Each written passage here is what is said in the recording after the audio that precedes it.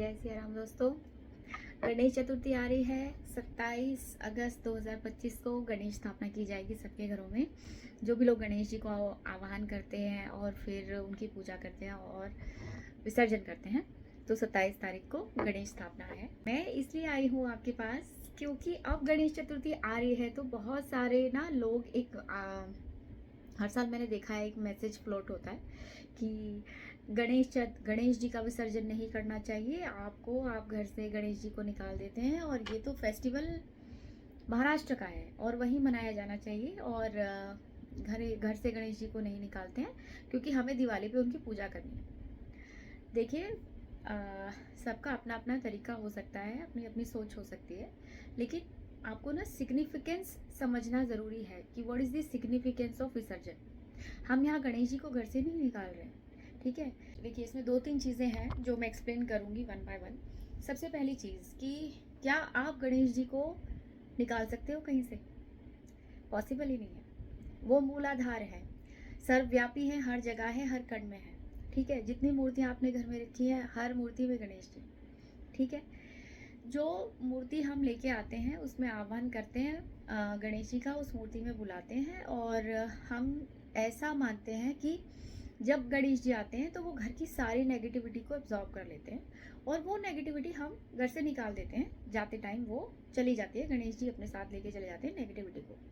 गणेश जी कहीं नहीं जाते हैं, गणेश जी हर जगह हर समय रहते हैं। फिर भी अगर आपके मन में डाउट है कि भाई हम गणेश जी को कैसे भेज दें, है ना, तो सिंपल है, आपका भाव मैटर करता है ना। तो आप जिस तरह उनको बुला रहे हैं कि गणेश जी प्लीज़ आइए, इस मूर्ति में बैठ जाइए, है ना, उसी तरह से आप जब उनको विसर्जन करना है तो आप उन्हें बोलिए कि गणेश जी अब इस मूर्ति में सारी नेगेटिविटी एब्जॉर्ब हो गई है, अब आप वापस हमारे मंदिर की मूर्ति में जाके बैठ जाइए और हम इस मूर्ति का विसर्जन कर देंगे जिससे कि सारी हमारे घर की नेगेटिविटी निकल जाए।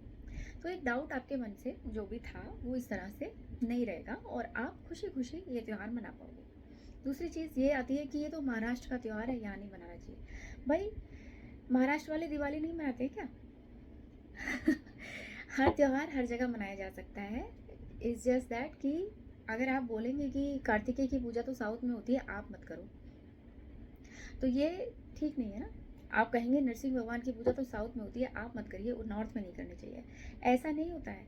फिर तो आप देवी माता की पूजा क्यों करते हैं? वो तो ईस्ट में होती है, उनकी पूजा भी मत कीजिए।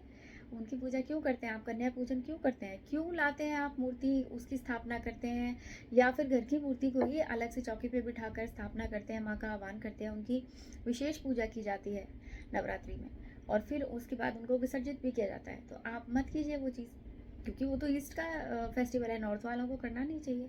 तो इस तरह की अनर्गल बातें नहीं करनी चाहिए, ठीक है। हर त्यौहार हर कोई मना सकता है, इस जस्ट दैट कि आपको सही तरीका पता होना चाहिए त्यौहार मनाने का, है ना। आपको पता होना चाहिए कि वो त्यौहार कैसे मनाया जाता है। और अगर आपका भाव स्पष्ट है, आपके मन में कोई मैल नहीं है, तो भगवान है वो कभी किसी चीज़ का बुरा नहीं मानते, इतने करुणामयी हैं कि वो हमेशा आपको आशीर्वाद ही देते हैं। आपकी छोटी छोटी बातों से खुश हो जाते हैं कि अरे इसने ऐसा कर दिया, देखो कितना भोला है, कितने अच्छे मन से इसने ये काम किया। तो बिल्कुल भी ऐसा सोचने की कोई ज़रूरत नहीं है कि ये महाराष्ट्र का त्यौहार है और ये तो यहाँ नहीं मनाना चाहिए। दूसरी चीज़, ऐसा बोलते हैं कि उस मैसेज में ये भी लिखा होता है कि गणेश जी को भेज दोगे तो लक्ष्मी जी भी साथ में चली जाएंगी और आपके घर में गरीबी आ जाएगी। भाई देखो, ये तो बिल्कुल ही यूजलेस पॉइंट है। आप देखिए, महाराष्ट्र में ये पर्व मनाया जाता है। आप गूगल करके देखिए, रिचेस्ट स्टेट ऑफ इंडिया आप डालेंगे तो सबसे अमीर स्टेट्स में महाराष्ट्र का नाम आता है। Maharashtra is the richest state and out of which Mumbai is the economic capital of India. वहाँ के लोग ये त्यौहार मनाते हैं और वहाँ के लोग वो स्टेट सबसे ज़्यादा अमीर स्टेट्स में काउंट होगी।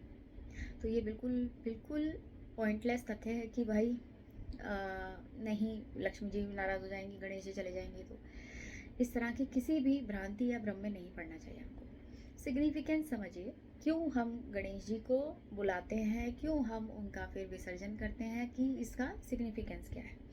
समझने की बात यह है, सिंपल एक साइंस है। अगर आपको पता है तो हमारे बॉडी में मेन 7 चक्रास होते हैं, ठीक है, जिसमें से जो मूलाधार चक्रा होता है, अगर आप सुना होगा काफ़ी लोगों ने, लेमैन लैंग्वेज में ऐसा बोला जाता है कि मूलाधार जो चक्रा होता है वहाँ गौरी गणेश का वास होता है। गौरी गणेश का वहाँ वास होता है, ठीक है। और ऐसा कहा जाता है कि आगे चक्र में यहाँ पे हमारे शिव जी का वास होता है, ठीक है। और ऐसा कहा जाता है कि शक्ति को शिव से मिलाना है तो कुंडलिनी जागृत करनी पड़ेगी और ऊर्जा को नीचे से ऊपर की ओर उठाना होगा, तब जाके शक्ति ऊपर मिलेगी शिव से, ऐसा कहा जाता है, ठीक है। अब जो हमारा मूलाधार चक्र है उसका जो तत्व होता है वो होता है पृथ्वी तत्व। उससे ऊपर का जो हमारा मणिपुर चक्र है उसका तत्व होता है जल तत्व। उससे ऊपर सोलर प्लेक्सिस, उसका अग्नि तत्व होता है। और हमारा जो हार्ट चक्र है इसका वायु तत्व होता है। बाकी के जो तीनों तत्व जो चक्रास हैं इनका जो है हमारा आकाश तत्व होता है, ठीक है। अग्नि पृथ्वी वायु जल, इस तरह से हमारे चारों तत्व, पांचों तत्व हमारे चक्रास में रिप्रेजेंट किए जाते हैं। तो जो बेस चक्रा है जिसको रूट चक्रा बोल रहे हैं वहां पर गौरी गणेश का वास है। और गणेश जो है ना वो शक्ति के द्वारपाल हैं। जब तक द्वारपाल वहां से हटेंगे नहीं शक्ति शिव से नहीं मिल सकती, ऐसा कहा जाता है, ठीक है। तो हम उन द्वारपाल को, उन गणेश जी को हम आवाहन करके उनको रिक्वेस्ट करते हैं कि गणेश जी अब आप उठिए और इससे ऊपर उठकर जल तत्व वाला जो हमारा चक्रा है उसके लिए हम उनसे रिक्वेस्ट करते हैं कि आप पृथ्वी तत्व वाले रूट चक्रा से निकलकर जल तत्व में जाकर विलीन हो जाइए, ठीक है। जिससे कि शक्ति को आने का रास्ता मिले और हम साधना में अपनी आगे बढ़ सकें, ठीक है। तो ऐसे चलती है साइकिल, आप देखिए। फिर उसके बाद क्या होता है, जैसे ही कोई व्यक्ति साधना में या फिर अध्यात्म में आगे बढ़ने की कोशिश करता है ना तो उसको सबसे पहले अपनी लाइबिलिटीज नजर आती हैं। उसको दिखाई देता है कि यार मेरे बच्चे हैं, मेरी फैमिली है या मेरे बड़े लोग हैं, उनके लिए क्या रिस्पॉन्सिबिलिटीज हैं मेरी, वो कैसे पूरी होंगी, है ना। तो जैसे ही गणेश जी जल में विलीन होते हैं तो सबसे पहले हमारे पितर आके खड़े हो जाते हैं। जितने भी पितर हैं वो हमारी लाइबिलिटीज़ हैं, उनके प्रति हमारी रिस्पॉन्सिबिलिटीज़ हैं जिनको कि हमको पूरा करना होगा। जब हम वो पूरा करेंगे ना हमारा माइंड फ्री हो जाएगा, फिर शक्ति आएगी और शक्ति चलेगी और फिर हम साधना में लीन हो सकते हैं और हम अपनी शक्ति को, अपनी ऊर्जा को नीचे से ऊपर की ओर बढ़ाकर शक्ति को शिव से मिला सकते हैं। ये सिग्निफिकेंस है। अब आप इसको माने नहीं माने वो अलग चीज़ होगी, है ना। लेकिन बिल्कुल भी अंधविश्वास में ना पड़े कि भाई ये त्यौहार तो महाराष्ट्र में मनाया जाता है, ये तो आप नॉर्थ में मत मनाइए, ठीक है। लक्ष्मी जी चली जाएंगी, लक्ष्मी जी रुष्ट हो जाएंगे, गणेश जी घर से बाहर निकल जाएंगे, ऐसा बिल्कुल भी नहीं होता है। ये बिल्कुल अनर्गल बातें हैं, इनमें आपको नहीं पढ़ना चाहिए, ठीक है। एक मैंने वीडियो बनाया था, आप वो ज़रूर देखिएगा कि अगर हमको अपनी बृहस्पति को अच्छा करना है तो हमको क्या नहीं करना चाहिए। वो वीडियो मैंने बनाया था, वो देखिएगा कि यदि कोई व्यक्ति पूजा करना चाहता है और आप उसे टोकते हैं या उसको बीच में जाके ये बोल देते हैं अरे ये मत कर, ये नहीं करना चाहिए, ये गलत है, तो आपका बृहस्पति खराब हो जाता है। तो आपको नहीं करना है, आप मत कीजिए, पर इस तरह के मैसेजेस फ्लोट मत कीजिएगा, आपका बृहस्पति खराब हो जाता है, ठीक है। अब हम आते हैं कि गणेश चतुर्थी के स्थापना के बाद इन 10 दिनों में गणेश जी की स्पेशल पूजा तो की ही जाती है। उनको अलग अलग तरीकों से रिझाया जाता है। अब गणेश जी जो है ना वो विघ्नहर्ता है, तो हमको क्या क्या करना चाहिए उनसे कुछ भी प्राप्त करने के लिए। देखिए सबसे अच्छा और सिंपल छोटा सा उनका एक स्तोत्र है जिसको बोलते हैं संकट नाशन गणेश स्तोत्र। उसका पाठ करिए इन 10 दिनों में, आप जितने पाठ कर सकते हैं, मतलब एवरी डे। जैसे आपने सोचा कि मैं रोज़ 5, मैं रोज़ 11 या 21 पाठ करूँगा, जो भी आपका मन है, 1 करूँगा, 2 करूँगा, जितने पाठ आप कर सकते हैं। छोटा सा है वो संकट नाशन गणेश स्तोत्र, उसका पाठ कीजिए। विद्यार्थियों के लिए बहुत अच्छा है, विद्या पाने के लिए। जिन लोगों को धन की अभिलाषा है उनके लिए बहुत अच्छा है वो स्तोत्र पाठ करना। जिन लोगों को संतान प्राप्ति के लिए अभिलाषा है उनके लिए ये स्तोत्र पाठ करना बहुत लाभदायक है।